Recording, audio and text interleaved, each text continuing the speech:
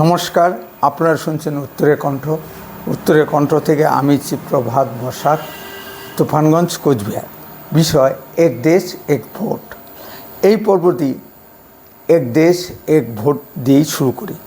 আমরা সংবাদ মাধ্যম সূত্রে ইতিমধ্যে জেনে গেছি যে কেন্দ্রীয় মন্ত্রিসভা এক দেশ এক ভোট বিলটি অনুমোদন করেছে। এতদিন বিলটি প্রস্তাব আকারে আমাদের সংসদে আলোচনা হয়েছে। ভারতবাসী ও সংবিধান বিশেষজ্ঞদের মতামত নেওয়ার জন্য প্রাক্তন রাষ্ট্রপতি মাননীয় শ্রী রামনাথ কোবিন্দজির নেতৃত্বে এক উচ্চ পর্যায়ের তদন্ত কমিটি গঠন করা হয়েছিল। মাননীয় প্রাক্তন রাষ্ট্রপতি মহোদয় গত এক বছর ধরে বিভিন্ন ব্যক্তির মূল্যবান মতামত গ্রহণ করেন। গত কিছুদিন আগে মাননীয় প্রাক্তন রাষ্ট্রপতি মহোদয় তার রিপোর্ট প্রধানমন্ত্রীর নিকট জমা দেন। কেন এই ধরনের ভাবনা দেশের রাষ্ট্রপ্রধানদের মাথায় আসছে? আমরা একটু পৃথিবীর বিভিন্ন দেশের সংবিধানের দিকে তাকিয়ে বিচার বিশ্লেষণ করি। আমাদের সংবিধান ও ভোট সিস্টেম বিশেষভাবে ইংল্যান্ডের পার্লামেন্টারি সিস্টেম অনুসারে করা হয়েছিল, কিন্তু ইংল্যান্ড ও ভারতের মধ্যে বিস্তর পার্থক্য আছে। বিশেষ করে ইংল্যান্ডে ভারতের মতো এত প্রদেশ ও মানুষের মধ্যে এত ডাইভার্সিটি নেই। অনেক প্রদেশের জনগণের ভিতর বিশেষ কিছু জাতিগত স্বার্থ জড়িয়ে আছে। দেখুন না, কাশ্মীর ও মণিপুরের দিকে তাকিয়ে।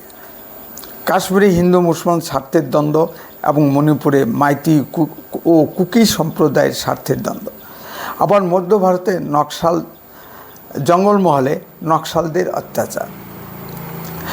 সুতরাং ভারতের মতো এত বড় দেশে নির্বাচন ব্যবস্থা সুষ্ঠুভাবে পরিচালনা করতে গেলে বিশাল সংখ্যক প্যারামিলিটারি ফোর্সের প্রয়োজন হয়।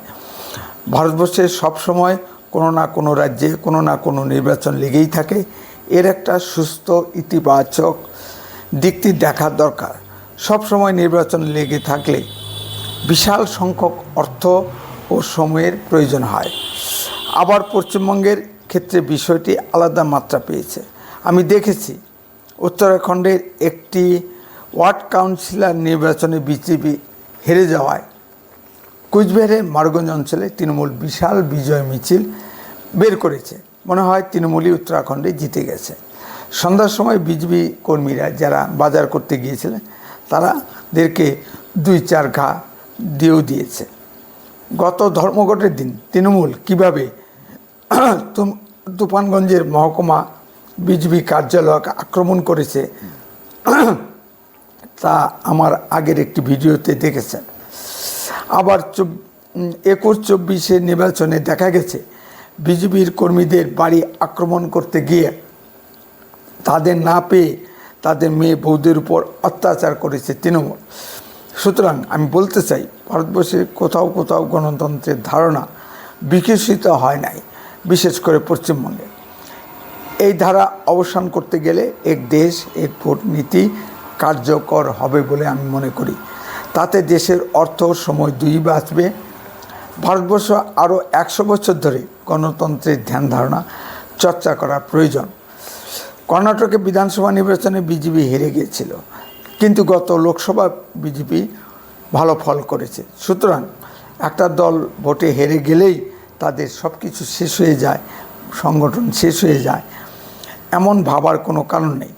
গত লোকসভা নির্বাচনের ফল প্রকাশের পর তৃণমূল আমাদের অনেক পঞ্চায়েত প্রধানদের জোরপূর্বক অপহরণ করে তৃণমূলে যোগদান করিয়েছিল, কিন্তু তারা কি বিজেপি পঞ্চায়েত প্রধানদের ধরে রাখতে পারছে?